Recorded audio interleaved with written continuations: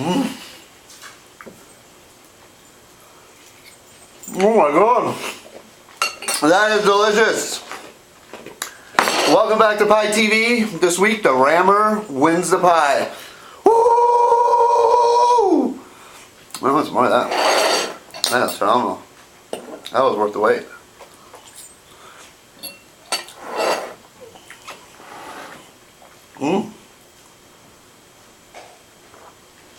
I almost forgot what it was like. It's been almost 2 seasons since the Rammer won the pie, but he gets some pie. The Rammer crushes Cy #1 fan 145 to 106 points. The Rammer shows his incredible fantasy foresight by plugging in Josh Freeman and Janikowski to cover bye weeks, and they both have their best games of the season. Freeman and Vincent Jackson combined for more than half of the Rammer's points. I won the pie despite losing Jones-Drew after only 2 carries in the game. With having him handcuffed with Jennings, I should not skip a beat. Cy did his best, but having Peyton and Charles on their bye week was too much to overcome. Both teams entered Week 8 with a 3-4 record. Another week and another nail-biter for Show Me Your TDs. This time TDs ends up on the wrong side. Killing Time holds off Brandon Marshall on Monday night to win 135 to 131 points. RG3 and the suddenly dependable Sean Green lead the way for Killing Time. Balance scoring by TDs all the way through their lineup just wasn't enough to avoid his second loss of the season. Killing Time fights back with a respectable 3-4 record after a tough start to the season. Just when Baby's heart skipped a beat when they were down by 1 point and Cutler briefly went down in the Monday night game.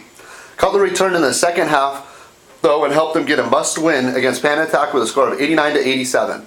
Panda gets encouraged by Fred Jackson with a second straight Jackson-like week, but it's not enough to prevent him from joining the muddled middle with a 3-4 record. Just win. We'll try to get in the mix next week, heading into Week 8 with a 2-5 record. And last week's pie recipient, No Clue, beats Game Over Man by 4 points to move to 4-3 and drop Game Over to 3-4. No Clue could have won by a wider margin, but playing blunt with a negative .2 instead of Stephen Howlings, who had over 20 points, kept Game Over in the match. Rogers and Gronkowski led the way while Game Over watches 26 from Minnesota's D go to waste this week. The defending champ continues to surge up the boards, narrowly missing out on pie once again by beating the Shitweasels 143 to 104 points. Both teams joined the 3-4 crew in the middle.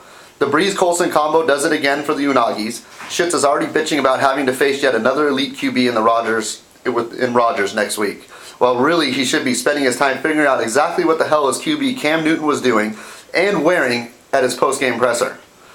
The Rookies continues a nice 3-week run by beating Los Malditos Perros 131 to 109 points.